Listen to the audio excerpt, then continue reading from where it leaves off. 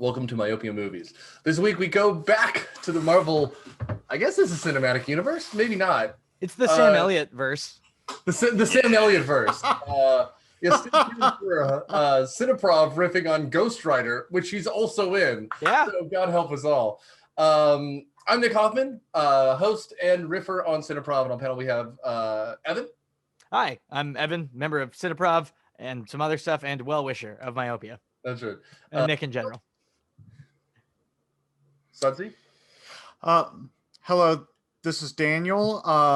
You wouldn't like me when I'm angry, and I'm a contributor to Poptos, so... And returning for his second episode this season alone, Dan.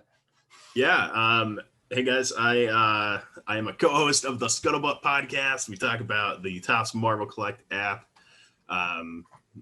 which is, fun. It's digital Marvel collectibles. Everyone loves it. So I'm just happy to be here, man. Awesome. I'm happy to be nominated. It's great. I mean, and I think teased it when we did Daredevil, that we would have you back on. For this movie, because I was also on that panel. Yeah. I think same crew, baby. Yeah, we back, Dream Team. That's right. And it's a reunion across the board. So I guess, Dan, why this one? Why did you want to cover this one on the show? Oh my God. Mostly because of Rock Dog. That's it. That's the only reason.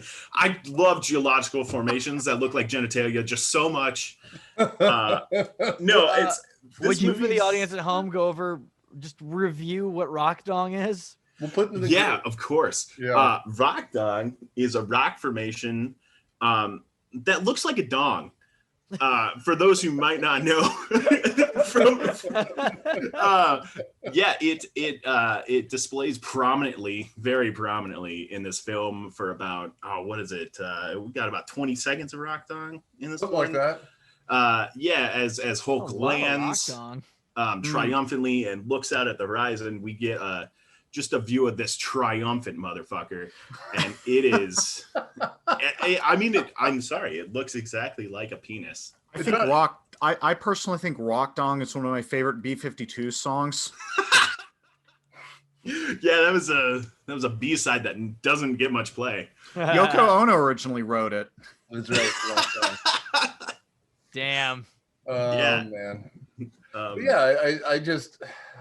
I have not revisited let me say this again. I revisited the Incredible Hulk movie. Yeah. The one with who is it? Norton. Ed Norton. Ugh, that one's terrible. All of them before Endgame came out. Sure. I still have not seen it again. But I bet this one's better. Oh yeah, by a lot. Oh, you guys think this one's better? I haven't seen it, but I have.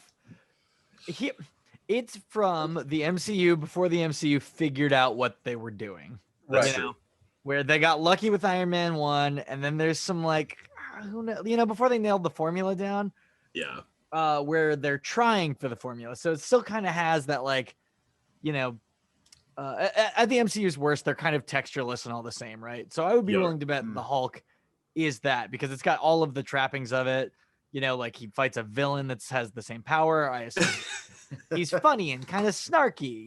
He's got that stock Marvel personality. Again, just some guesses. I've never seen the movie, but this has some personality and some choices to it. And that's true.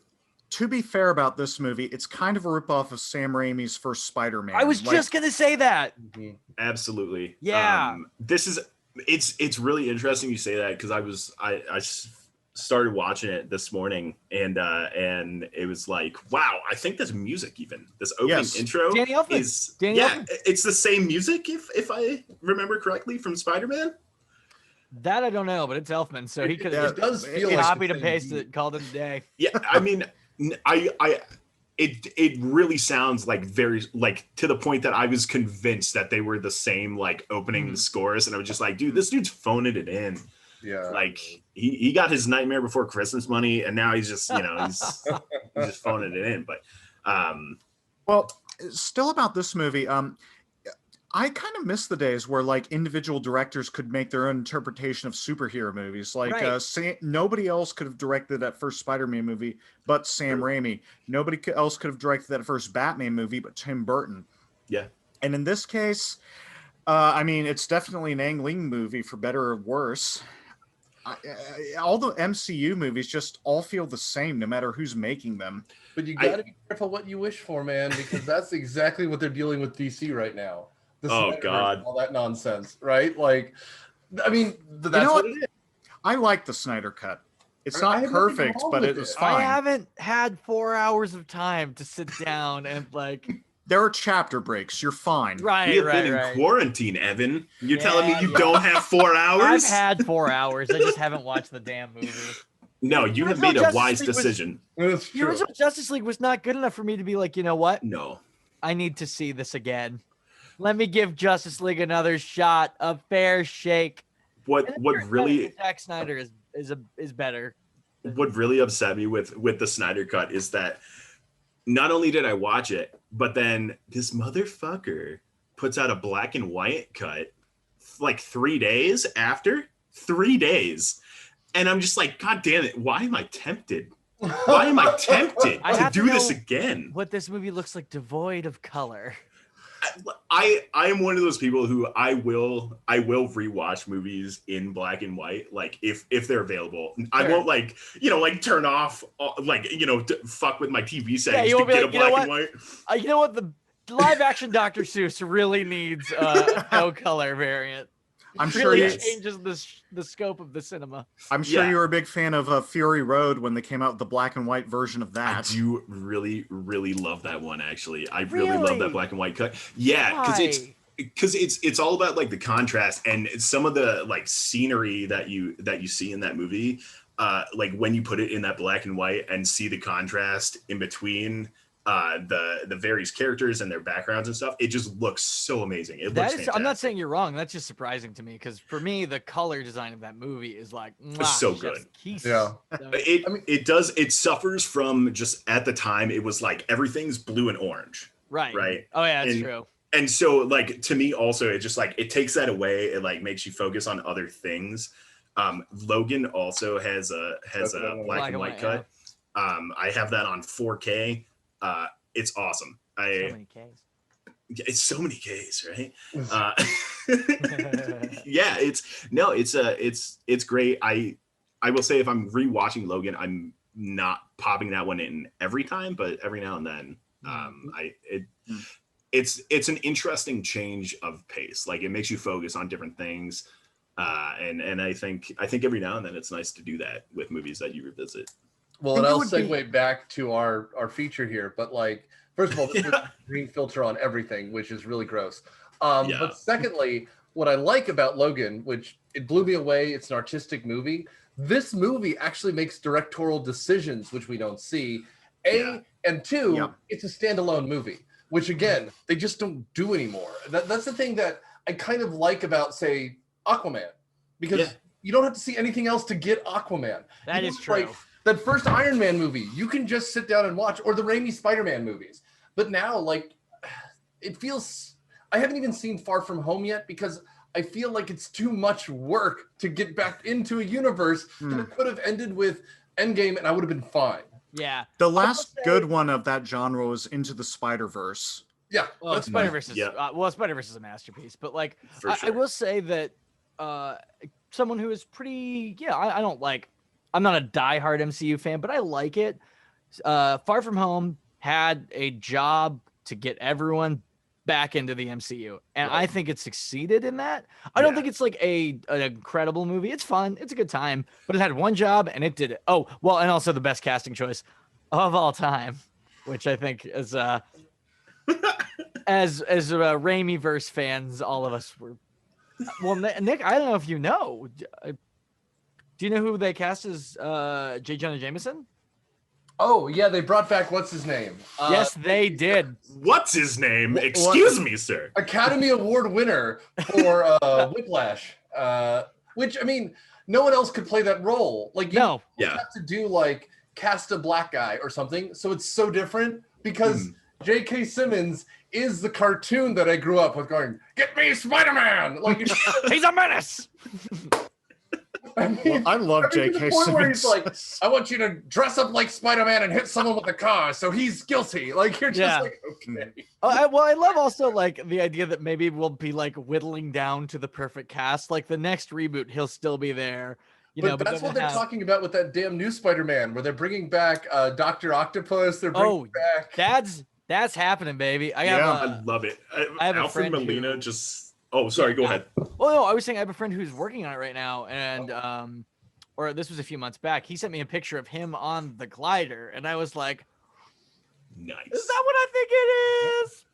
But I mean, like, there was a picture of Alfred Molina doing a screen cap with the extra arm, the suit, and he started doing "If I Were a Rich Man" from Fiddler on the Roof, and I'm like, people are actually enjoying being on a set. This is the complete opposite of the Whedonverse and the Spider-Verse. Like, that's what I will say about Marvel in general. The movies are more fun, and that to me is why Aquaman was such like a breath of fresh air, because that was a fun movie.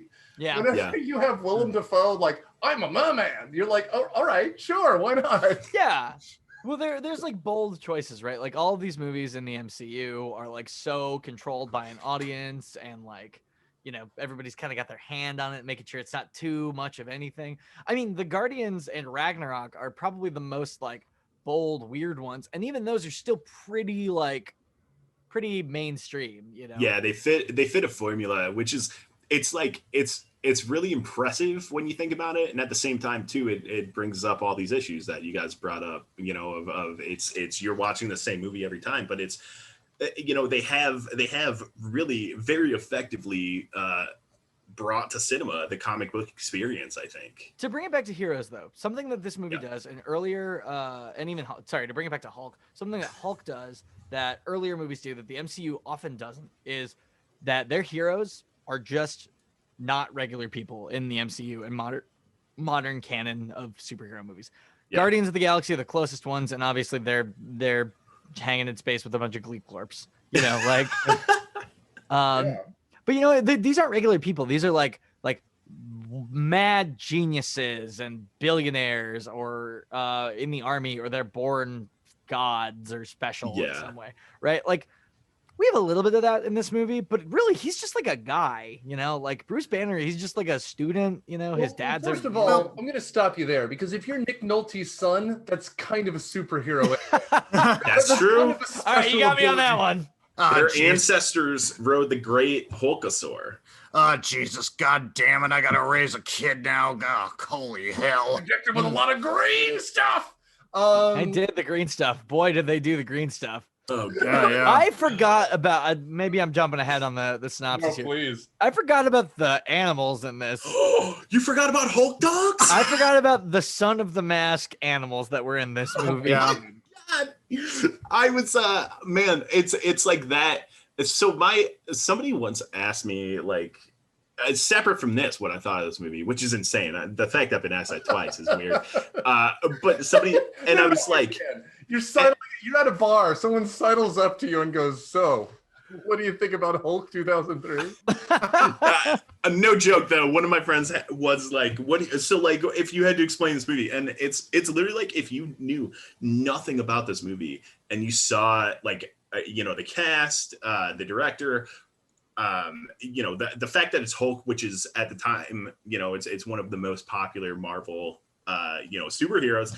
It's like, you got Jennifer Connelly, you got Ang Lee, you got Nick Nolte, Sam Elliott, like all these people. You're just like, it's got this massive budget, and you're like, this thing is gonna rock. And then you end up getting Hulk dogs. Hulk dog. You get multiple Hulk dogs. Several Hulk dogs. Yes, including a poodle Hulk dog. Yeah. My God. Also, yeah, Nick Nolte's dog posse is 2 pit bulls and a poodle. And what the fuck, man? Like, and the poodle's just walking around, which is crazy. Yeah. Like, wandering the halls of this lab outside of Berkeley, California, and you're just like, all right. Well, it's amazing to me, because this was kind of supposed to be the first prestige Marvel movie after Spider-Man, because Jennifer Connelly, I think, had just won an Oscar a couple years before. And then, I mean, the cast, like you said, was incredible. Sam Elliott, which is perfect casting, by the way. Oh, he's definitely. great. And then I thought he was weird, but I think that might just be because I'm used to like now Sam Elliott, where he's like smooth and tender. You know, he's always.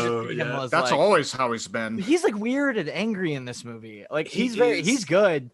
Okay, it's two things. I think he is good in this movie, but I think I'm just it would be like if Samuel L. Jackson played Ned Flanders. You know, like it's you're like, I would see that job. Yeah, I would go home, motherfucker. Yeah, I would go broke from the amount of times I saw that movie in theaters. But you know, it's just like it's this weird. They're just so different in my head. You know, sure. Yeah. Well, not that he's bad. I'm kind of glad the Edward Norton version exists because it works as such a great contrast to this. Because I think in that one it's William Hurt as Thunderbolt Ross, and it's nowhere near as good. No. That's we'll also add to the pile here Josh Lucas, who right now doesn't matter. Like he could be in movies. I think he was in that Ford versus Ferrari, which was fine. But in 2003, he was like hot. Between 2000 and 2005, he put out 11 movies or something. He was everywhere. Yeah, I kept trying to remember stuff that I've seen him in, and it's always bit parts as this like he's not quite a villain, but he's not the good guy, you know? No, he always plays a dick. But he's in American Psycho. He's in A Beautiful Mind. He's in Stealth. Stay tuned. Who is he in American Psycho? He's a kid, right? He's Craig McDermott. He's It's been a while since I've seen it. I just recognize the face. Sure. But I mean, and he plays a dick named Talbot. Does anyone want to try to give us a synopsis? We've been talking for 20 minutes, but well, I think Dan should do it because he's the one who. Yeah, you've seen it the most. Oh my lord! Yeah. All right. Well, I was wrong. No, you're good. He was not a kid. It's not a kid. I mean, it opens with this amazing montage of David Banner just slicing into random animals. Which is, I miss those openings. That's something, we were talking about how comic book movies have been the same. And that's something that I miss is the opening credits being like a montage of just random like science bullshit. That it's like, oh yeah, this totally works out. He's making like sea cucumbers come, like it's all this weird shit that's going on. He's doing DNA, whatever that, that's totally, I think, a thing. Any way he can get it. Yeah. And speaking of non-MCU Marvel, this reminds me a lot of the X-Men openings, where it is a bunch of flyby DNA stuff, and it was the same in Spider-Man though. The Raimi Spider-Man had the exact same thing. Like all of these had that same it's the like CGI, like there's little spiders like crawling around biting like nerve endings in Spider-Man for some reason. And it's like that same, not the same font, but like for all of them, it's a very similar like. I don't know what font it is, but it's very similar. Yeah, it looks like the comic book printing. Yeah. Like it's not quite Comic Sans because they couldn't do that. Speaking of comic book printing, and this is in the opening too, this is edited to look like a comic book. So there'll be like split screens that look like comic panels all throughout the movie. So much the best part of this movie. I am enamored with some of those action shots. Yeah, to the point that I'm sitting there watching it and I'm like, man, if the rest of the movie was better, I think that would have taken off. Mm-hmm. I think doing the little panels and then they become big and other panels, swipe in and all this stuff. I think that would have taken off. It's just like the rest of this movie does not work. Well, and it's so long. Well, the panel shots are cool. You're right. You're absolutely right. But then we'll go 45 minutes without one of those panel shots. Yeah. And then it will happen again. And I get it. You can't do it all the time. I'm sure it's a really expensive thing, but it makes the movie feel much more jostling. You need to cut 20, 30 minutes out of this movie to make it feel punchy. Because it's what, 2:15? Yeah. If it was like 100 minutes, it would be phenomenal. If you really needed to, you could make this movie work in 45 minutes. It's 2 hours and 18 minutes, and you can lose half an hour easily. No, Evan, you're totally right. There's about 45 minutes of actual plot in this. I'm not saying you would want it to be 45, but I'm saying if you needed it to, that you could be fine and watch this. This could be a TV episode, absolutely. Oh, and it would end with Bruce Banner sticking out his thumb to hitchhike to somewhere else. Mm-hmm. Oh, I just thought you were like, everything's cool, man. I'm Bruce Banner, and I'm not the Hulk right now. Like, that's how it would end. Was Lou Ferrigno in this movie at all? He was. He's the Hulk. Guard. But yeah, him and yes, him, that's right. He was that security guard. But he also plays the Hulk, right? Like in the no. Ang Lee does the motion capture. No, doesn't he do the voice though? I thought. Oh, does he? I thought so. I thought he kind of always did. Hang on. Well, we have the Hulk. The Hulk. Are you doing a robot chicken bit? Is that what's happening now? Me? No. I'm doing I thought this was a real. I thought he was really the Hulk in this movie. The Hulk only has 2 lines in this movie, so it doesn't really matter. Oh, he does? Yeah. That's also the issue. Is like the Hulk is not talking in this. He's just growling when he's doing anything, which is not often. No. So, hey, Dan, do you mind if I skip ahead and plug in the plot for the rest of this? Do it. Hell yeah, man. Go for it. All right. He did not voice the Hulk, by the way. Eric Bana voiced the Hulk. Okay. He did voice him in. He does voice him in the MCU though. So in the opening scenes, Dr. David Banner, which is a reference to the old TV show, is a researcher who's trying to find out how to improve human genetics so that they can like regenerate dead tissue. Mm-hmm. Anyway, because he's not allowed human subjects, he subjects himself to his own experience and as a result passes along his mutated genes to his son, Bruce. Things go wrong, and as we find out later, David accidentally kills Bruce's mother while he's trying to kill Bruce. And 30 years later, after Bruce is in foster care, he's now a genetic researcher and trying to find out a way to do the same thing, regenerate dead tissue via nanomeds and gamma radiation. Usually it makes frogs explode, but after an accident in the lab, it works on Bruce and unlocks the recessive traits that he has in his genes to turn into the Hulk. And at the same time, his dad has been released from a mental facility and is stalking him in order to find out what's going on. And eventually he schemes to steal the Hulk's power. That's it, yeah. Meanwhile, the whole time Sam Elliott's trying to question Mark. Sometimes it's kill him, sometimes it's control him, sometimes it's he wants to kill David more than anything else because he's the one who shut down David's research initially. Yeah. Right. Yeah, well, he's got that scene with, oh my God, I just watched this movie. What is her name? Jennifer Connelly. Betty? Yeah, well, I was hoping for her real name, but yeah. Her Betty Ross is her name. No, Betty Ross. Jennifer Connelly is her real name. No, well, the actress, yeah. Yeah, I meant the character, but it doesn't matter. Oh, I was trying to remember what her name was. I was like, I definitely just watched this movie like 2 hours ago, maybe 3, watched it this morning. Couldn't tell you. She has a lot of scenes with him where she's like making pretty reasonable things. Like, why don't we help this guy? He's like, because he's a that's why. And it's like, okay, what?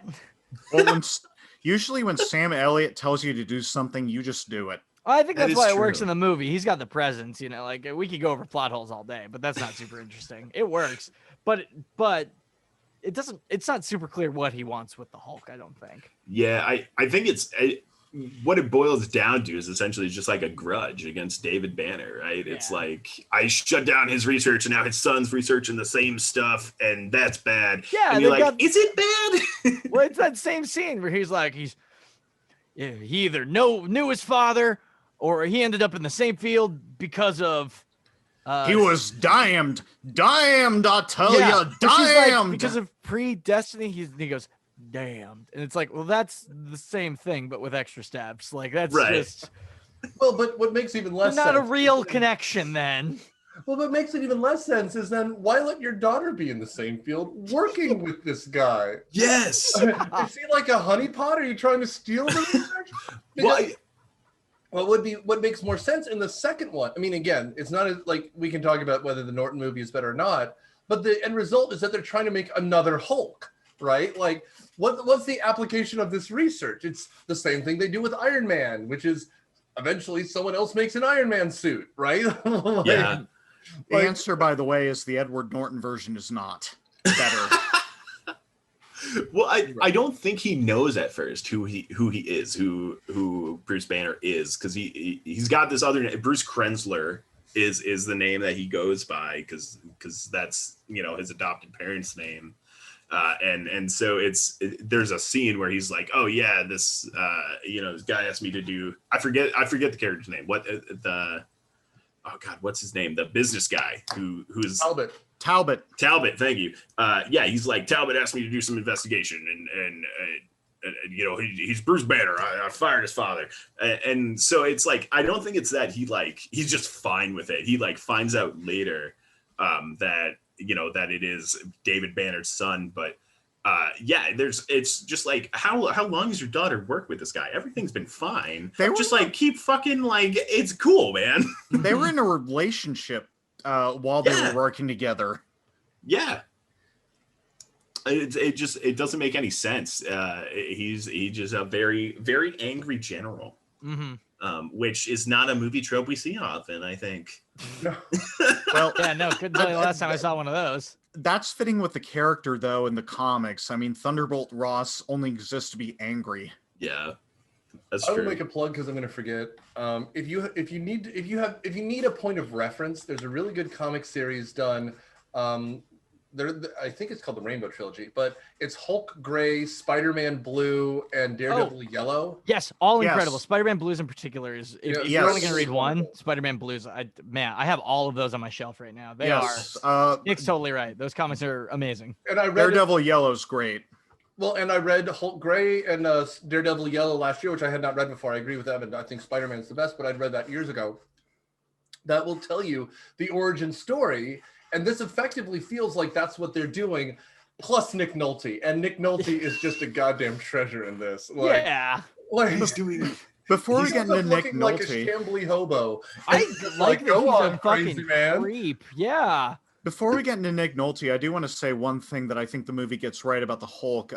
Everybody always compares the story to Dr. Jekyll and Mr. Hyde, but really, the Hulk isn't a person; he's a weapon.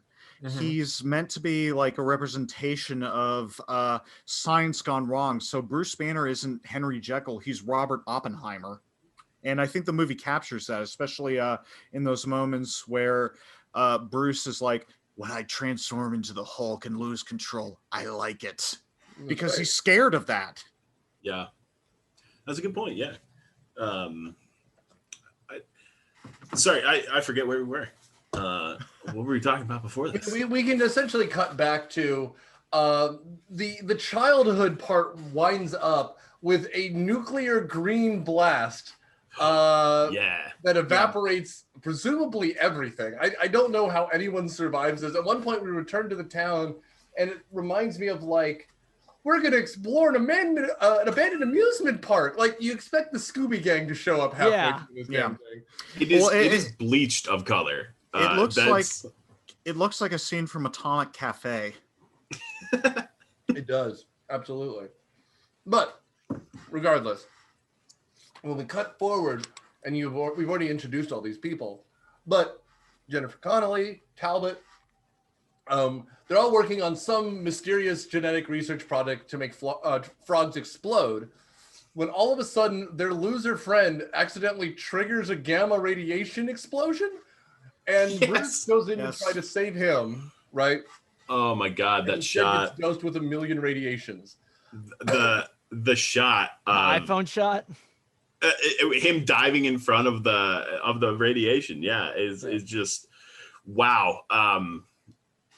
Jesus Christ! I'm sorry. It's such a face that he's doing the whole. I don't know what he's trying to act out. Well, he's doing it, whatever it is. He briefly turns into the singer in the Take On Me music videos. What's happening there? It's just so insane. He looks, I was watching it with my roommate. My roommate's he looks like a small dog that someone just picked up. The poodle. Yeah, but like he just like spreads all of his arms and legs. He's just like, yeah, oh my god, and then he's just got this face. It's so shocked, and it just looks ridiculous. I had to watch that scene like 3 times because I could not believe that someone's getting paid big money to do that scene. Mm-hmm. It's awful. Well, yeah. But like throughout like the childhood shots, he always has like a green tinge to him. And at one point, not Nick Nolte, whoever's playing young David Banner, has the infant in a crib and like takes the toy away, and the kid starts to cry and turns a little green, and you're just like, ooh, foreshadowing. Do you guys like the weird changed origin story? No. It was. I mean, it's not a changed origin story, really. That was well established. I don't. Correct me if I'm wrong, but most Hulk origin stories I have read, which I'm not a Hulk scholar by any means, but most are just him, Bruce Banner, as a scientist. There's no father, there's no daddy issues at all. That's been around since at least the 80s, I think. I mean, in the comics, I think the dad's name was Brian, but yeah, no. Bruce was still horribly abused as a child by Brian, and that's what kind of led to his anger issues. Right. It wasn't changed for me. I get what you're saying, but I think I think it's changed in the sense of like there's no like I don't think I've seen or know of an origin story for the Hulk where it's like, yeah, his dad experimented on himself and then gave birth to baby Hulk. It's super weird because then there's also a separate gamma ray incident that really it's super it's not necessary. Like they're they're just like throwing darts and seeing what sticks. They're just trying to hit all of these origin stories. It's like you don't have to do that, just give us the one and we're fine. Yeah. Well, and that's what screams to me that this isn't MCU most of all, like, because that kind of is, it's a mess. Like, what actually causes the Hulk to come out? Is it his anger? Is it the gamma radiation? Because he's already turning green at one point. Well, yeah. Like, what makes it happen? And it's just, and again, I don't know why Ang Lee thought that this was the movie he wanted to make. Like, I don't know if he's a comic book fan or not. But maybe there's just a metaphor here I'm not understanding. I am not going to look that far into it because I know I will be disappointed. The most I can think of in terms of the changed origin is the fact that this was post 9/11 rather than right in the middle of the Cold War. So they had to change a couple things around. There should have been terrorists for no reason. There might as well be. Like, that's what the Hulk dogs are. Mm-hmm. Oh my God. Right. I think that nuclear arms, and sort of that sort of military science, that's a tale as old as time. I don't think that doesn't work anymore. It's not like how Tony Stark works. Like Tony Stark will for sure still work in a modern era. Well, I mean, Iron Man's origin was that he was captured in Vietnam, and that's where he made the suit. And then in the movie, it was Afghanistan. Yeah, now it's like the same thing. Like the character's still look, as long as the U.S. military is still pumping buku amounts of money into ways to more efficiently murder people who maybe don't need to be efficiently murdered. Well, and then he made the suit in a cave out of scraps. God, that's another one that's just like, great performance. Why is it Jeff Bridges doing this? Because they could, man. He should be hanging out. I should be getting like a contact high just from like listening to Jeff Bridges talk, Yeah. But I mean, like, that's why Nick Nolte is phenomenal in this. He's great. Nick Nolte. Oh, hell, I got to put up with a giant green giant. God damn it. Okay, go back to what Nick and I were saying. I think Nick Nolte is incredible because he is weird and creep. Like, there's the scene where he's in the hospital bed. He's like, God, you need to help me. And he's like, get the F off of me, dude. You're a weird, creepy old man. And like, I feel like in MCU or really any other superhero movie, it's like, I'll listen. Maybe I'll be skeptical, but then next scene will prove me wrong. This one is like, no, he's just a weirdo. Like, he's right, but he is a weirdo. I mean, it's very like Victor Frankenstein. Like his science turned him crazy. Which, I mean, this movie isn't good, but it reminds me of Mickey Rourke in Iron Man 2, where you're just like, he is going for crazy, and he is he's got it. crazy. Yeah, he's there. That is a great comparison. Because, like, again, it's not a good movie, but at the same time, you're just like, what's he going to do next? Like, I want to keep watching to see this crazy Russian man. Mickey Rourke is a Russian, by the way. Just going nuts. Which, again, is at one point, I mean, we'll get there, but they're both chained down to one degree or another. And Nick Nolte is saying, I want to see my boy. And he goes, you said I'm your son? He goes, no, the green boy. And they're between these giant, like, I don't even know what. They look like subwoofers. And then Nolte picks up a power cable and starts gnawing on it like a rat. You're skipping like 2 hours into the movie there, No, Nick. the rat is important to mention early on. Yeah. That's true. CSS Retina. But I mean, like, if we can go back a little bit, the Hulk first appears 42 minutes into this movie. Yeah. And the Hulk's pants do rip, but they do stay on. So, he's got magic pants, and after being in this lockdown for what 15 months now, I'm gonna need to know where these pants come from. I gotta know where these magic fucking pants that just they don't care what you're doing, they're fitting. They're amazing. I was enamored with these fucking purple gym shorts. Well, the first I want those pants too. The first transformation though happens in the hospital, where I think the only witness is David, who sees the Hulk, and it lasts all of 2 minutes. So I remember back in the day, a lot of people were shitting on this movie because it wasn't a Hulk movie. But at the same time, I kind of get it, because the Hulk's not really in this a whole lot. It's more of a character study. Which I like, but at the same time, I do feel like, it's called Hulk, right? It's right. I could have had a little more Hulk action. It kind of reminded me of oh gosh, what's the Shyamalan movie? Bruce Willis, Unbreakable. Kind of reminded me of Unbreakable.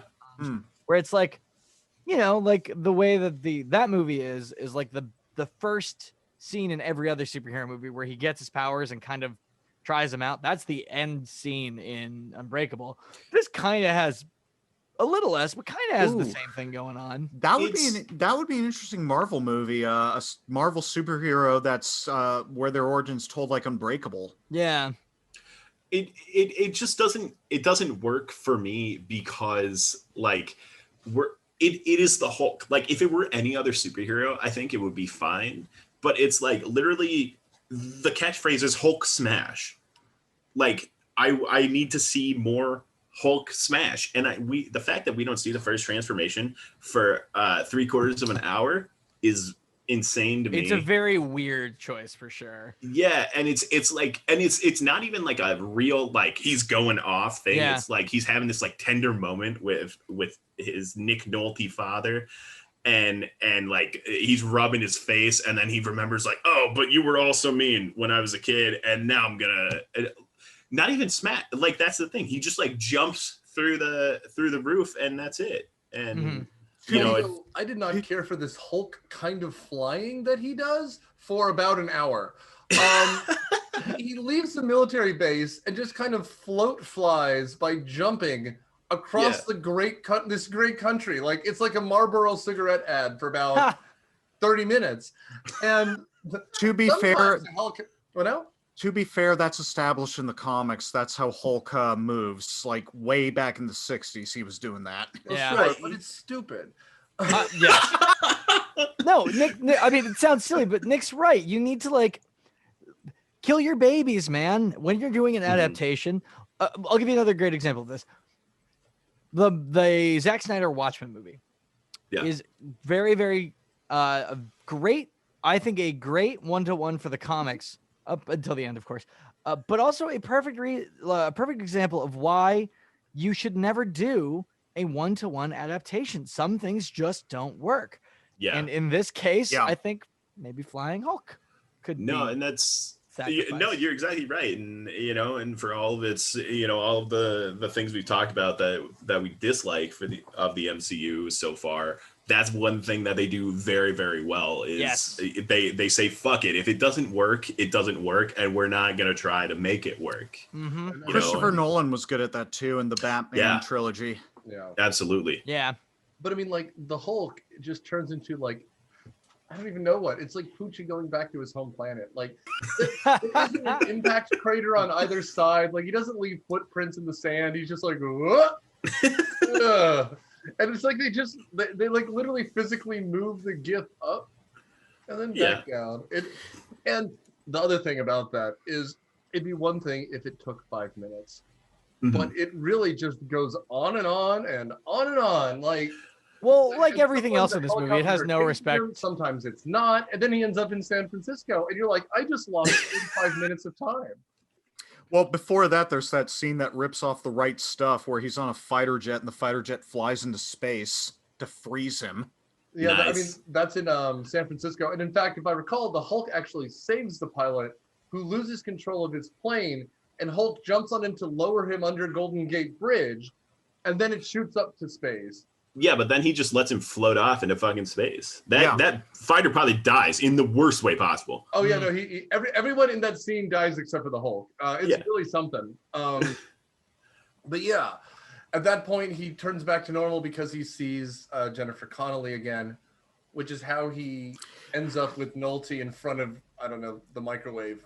That weird. They're electric generators, so ideally, if they were turned on, if things got out of hand, the electricity would vaporize them both. But that's not how it works. But anyway, what did everybody think of the CGI Hulk in this movie? Because I remember that got a lot of criticism when this movie was released. It's still getting criticism. Let me tell you that. This thing is awful. Okay, now I have some more nuanced thoughts. I don't think that it's like good, and it's very easy to like say that, of course, having seen a good CG Hulk. I think he himself is ugly, but I think like a lot of his movements and stuff, a lot of the way he like I thought the mocap was really good. Yeah, okay. I like that. I will definitely give that accolade. Now the CGI looks dated, but I don't mind how the Hulk looks. I don't know, man. I started watching this and I laughed out loud the first time they revealed Hulk's face. It's super green. He's super green. It's super like it's weird. I think I wrote down that it looks like the person who designed this Hulk had only ever seen Play School toys of Hulk. And like that's kind of the look they're going for. It's like smoothed out and like handsome, which is like I don't think the Hulk is ever ugly. It's just like he's fucking big and green, and you don't need to like overcompensate, which is what I felt they were trying to do, and it's why it just does not work for me. You know, at least they got the haircut right. Yeah. But no, Evan, you make really good points. Like, yeah, the mocap is really great. You know, and when the action is there, it's good. It's just not there very much. Yeah, and it's a lot of this model that I dislike standing around. Well, and they make two choices, which is really decisions that are wrong. You're right. For 2003, the CGI is fine, but he doesn't need to be an incandescent green color. Yeah, right? Like, because he is practically neon. Okay, thank you for agreeing, because when I said he's too green, I was like, well, he's the Hulk, dumbass. It's the dumbest thing you've ever said. No, you're totally right. Yeah, okay. And then the second thing is they make him far too smooth. There's no texture to anything, which is what you were saying with him being a Playmobil toy, right? Yeah. Like, and between those two things, it looks super cartoony. Even if you just made it more of an Oscar the Grouch kind of slimy green, that helps. It doesn't glow because then there's contrast. Yeah, you're totally right. It's just no texture to it, you know, which is, you know, we have the benefit now of having these amazing, you know, where we're filming entire films in CG and they look good. You know, it's like, you know, your opinions on CG versus practical sets and effects aside, it's like, you know, you watch Avengers Endgame, it does look good. Yeah, you know? my only problem is like, I'm not someone who poo-poos like CG or anything, but I will say that sometimes when people film entire movies in just a green box, sometimes you do feel it a little bit. Yeah. You know? Yeah, that's fair. I seem to recall reading somewhere that one of Ang Lee's inspirations for the way the Hulk looks and moves was King Kong from the 1930s, which, based on that, I mean, King Kong looks stupid in that movie, but fair. But that's perfect. Works in that way. Hulk is King Kong. You know, I won't lie. I did absolutely suspect that they were gonna do a King Kong moment in San Francisco where he grabs Jennifer Connelly and climbs to the top of the building. I thought it was coming, and I was just like so scared it was coming. I was just like, please don't do this. Please don't do this. Please don't do this. But you know what? It would have been something. The fact that like Jennifer Connelly, and again, I know you can't remake it, but like the scenes in the Avengers movie where Black Widow is trying to calm Hulk down is very specific, and it's done very like. But the second she shows up in the scene, he shrinks back down, and those pants are holding on for dear life, and it's. That frequently happens in this movie when he shrinks down. Those pants, I mean, they're. He needs to go. Pants, man. He needs to go to the cookout for a couple meals in order to fit back into those pants. Amen. I do like the idea that Stan Lee's like, so I was smoking a J with a gym instructor, and he was telling me about these magic gym shorts, and I'm like, well, what if the Hulk wore them? Oh my god. He's in this movie, by the way. The Stan Lee cameo was well established. The worst Stan Lee cameo ever? It's a double cameo, man. That's our Lou Ferrigno cameo. Oh, yeah, that's true. They're the two security guards. Yes. Yeah. That's right. That's right. And that sucks. It does. You know, I thought it was fine. I mean, if you want a Stan Lee it's cameo, just so nothing, right? Like, that cameo could have been really fun, and it's like, in my opinion, pretty nothing. There's nothing. When has the Stan Lee cameo ever meant anything in a movie? Amazing Spider-Man 2. Clerks. Clerks, it matters. Mallrats. Mallrats, excuse me. I will also say, I may have brought this up the last time we did a Marvel movie. Who knows? There's 300 episodes. I can't be bothered to read it. But in Teen Titans Go to the Movies. God, that movie is so budget good. Amazing. And at one point, like a PA goes in the scene and whispers, "Oh, geez, this is a Marvel or a DC movie? I gotta get out of here." And then he comes back in. He goes, "I'm Stan Lee. I love cameos." And he starts doing poses. You're just like, the man was. And it's Stan Lee. That's one of like the last. On YouTube earlier this week, and I found the clips when Freakazoid showed up on Teen Titans Go. Yes. Which was, my God, it was incredible. I know it's a divisive show because everyone likes the original Teen Titans, which is fine. It's sorely underappreciated. It was very funny, and it's very enjoyable. Yeah, it's also very easy to hate because it's for kids, and everyone hates media made for children for some reason. Well, and everyone hates everything. So. Yeah, also that's true. That's true. Sorry. You goddamn kids, get off my Teen Titans lawn. Right. Anyway, I mean, the final fight scene after a monstrous amount of time spent trying to shoot the Hulk from a helicopter is the Nick Nolte fight. David Banner. Well, let's back up a little bit before you get to that. David Banner gets powers by trying to replicate the same experiment that turned Bruce into the Hulk with by like sucking in nanomeds and then being exposed to gamma radiation. But in his case, he doesn't become a Hulk. He becomes Absorbing Man. I think it's the Absorbing Man. Yeah, where he just can take on the qualities of whatever element or item he's touching. Yeah, it's good for them for picking a weirdo villain. It's my favorite one to hate on, actually. Whenever we record episodes for our podcast, I always give shit to the Absorbing Man cards because yeah, man. I don't know why, but it's like it always shows up first in my card stack too, because just it goes alphabetical. Oh yeah, right. And yeah, so I always see Absorbing Man. I'm just like, this fucker, man. like, just get out of here. Nobody likes you, except Nick Nolte. Yeah. Because bought him a new house. It works in this movie. I mean, his whole goal is to like absorb the Hulk's power for himself after he realizes he can absorb things, and after he crushes a security guard with that computer panel. That's true. It's so weird because like, and this is, I think, back to your point about the origin story being just this mashup of stuff. It's like Absorbing Man is not like a arch nemesis of the Hulk. Yeah. Like, it's just this random dude, and they're like, what if his dad was Absorbing Man? And you're like, sure. But what if we did better stuff? Like, what if we chose a more like in line with the character thing? You know, like that's a challenge. You gotta wheel out Red Hulk, but you know, that's a challenge about the Hulk. He doesn't have any good villains, really. Yeah, that's true. I mean, he does and he doesn't, right? It's like, you know, they do Abomination in the MCU one, which, whether you like the film or not, most Hulk villains are just Hulk again.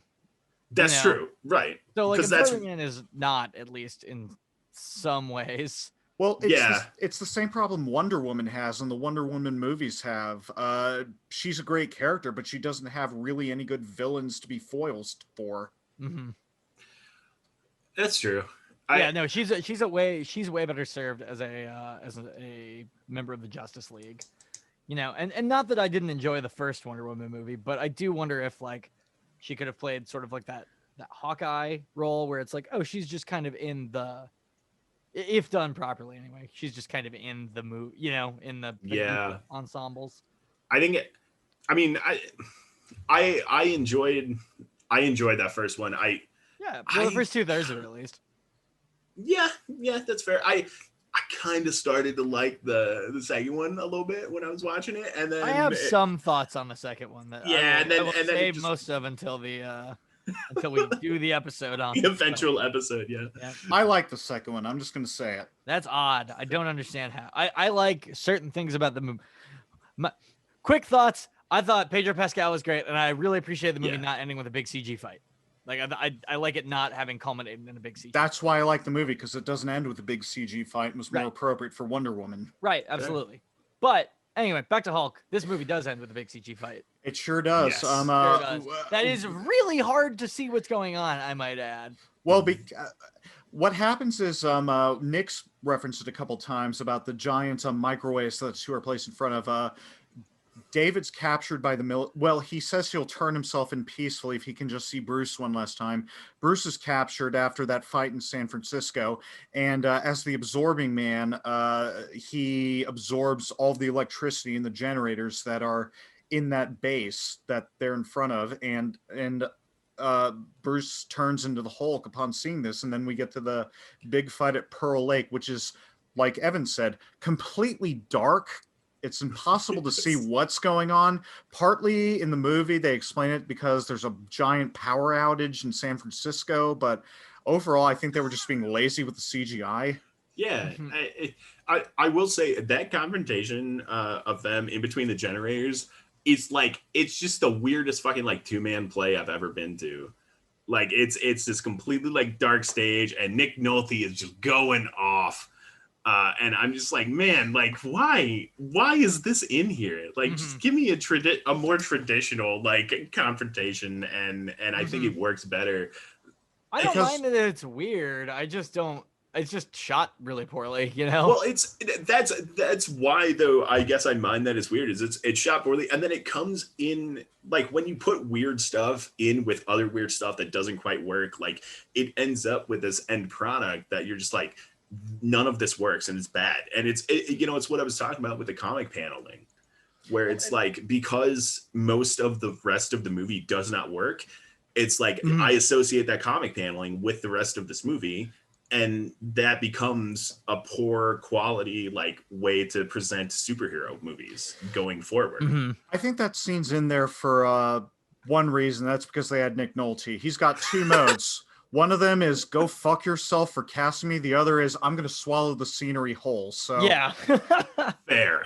That's true. Yeah, and I mean, and the problem is there's no stakes to this, really, because like the guy got shot with 1,000 missiles and it didn't even make a damage. I disagree about there being no stakes to this. I mean, this is a big emotional confrontation about Bruce and how David royally screwed up his life. I mean, yeah, but there's a difference. But that's not like, why does the fight matter? Yeah, I mean, this is like a conversation that they're having in the form of a fight, and just do a better fight, man. Yeah, no, the framing works. I mean, it is character development, sure, but at the end, the movie just doesn't feel like it goes anywhere until we get the teaser, the end scene where I guess he's working with Doctors Without Borders or something. Did you guys stick around through the credits for this? Well, the thing with the frog? Yeah. No. They're in the rainforest. Yeah. There's like a little frog on his hat. Yeah, Hulk frog. Okay. Yes. Yeah. And, I don't know, some bad guys show up to steal the medicine away from this little jungle hospital. And then Bruce Banner comes out and speaking in Spanish, he goes, "You wouldn't like me when I'm angry." And his eyes flash green, smash cut to credits. And we're just like, that's what we're doing this week. Yep. Yeah. Exactly. You know what? Honestly, this is one of my favorite Marvel fight scenes outside of like Iron Man. Because it's really about the philosophy between the two characters. I mean, David's obviously evil and wants to absorb the Hulk. And then when he actually gets a chance to, that's what kills him. I mean, what's the scene where it's like an Akira ripoff where he's swelling into this giant energy bubble? Yeah, it's just framed oddly, I think is the thing for me, is why that one doesn't work. It just I absolutely understand what you mean about it having emotional stakes. I just would prefer that we see that play out in a better way and not all underwater and a lot of like incoherent Nolte yelling. I don't disagree. It could have been done better. I'm just glad that they even tried, because normal superhero movies don't. That's fair. But we're pretty much done here. You guys want to give your final thoughts? We'll start with our guest. Dan, what do you got? It's a don't watch for me. I've seen this movie a few times now, and it's rough. I don't know. I think you guys liked it. I was sitting there watching it and I was just like, it's so ridiculous. It's so over the top in parts and way too subdued. The worst part of it is it's boring. A lot of it is absolutely so boring. It's a lot of Nick Nolte doing close talking, which don't give me that. That's not what I want from Nick Nolte. I'm sorry. No. He ends up being creepy, as Nick and Evan have both said. It's weird, and the best parts I think are the Jennifer Connelly, Sam Elliott bits. I want more of that. I watch more of that because they're the best in this, and they play off each other very well as father and daughter. Yeah. Overall, though, it's just like, man, I want more Hulk smashing. There's too much Hulk genitalia trauma. He's getting bit in the crotch by a dog, and then he hits himself in the crotch with a tank. It's weird. It's weird. Just move on. It is weird. The man has more body than just crotch. Okay. Need to keep your eyes up here. Yes. Hulk eyes up here. I mostly feel that way as well. It's a don't watch for me unless you're like a diehard Hulk fan. The movie does some cool stuff, but I find it more interesting just as a like snapshot of like what 2000 superhero movies look like. But if you want that, you can just go watch X-Men or Spider-Man or most recently Venom, which is just a movie from 2006. Yeah. 2016, 17, 18. Wow, 18. I think so. Holy crap, that movie's out of touch. And I like that movie, but wowee, man, oh man. Okay. But yeah, I mostly feel that the same way. I think there's some cool, interesting stuff going on. Like I love all the panel shots, even when they're a little gratuitous. I think Nick Nolte is good. But yeah, the Sam Elliott. I just couldn't get over it. I didn't like the casting. And I think it's just because of his public persona. I don't think he's doing bad. I don't know. I'd say skip it if you haven't seen it. There's nothing here for you unless you're a huge Hulk fan. Fair enough. Sudsy?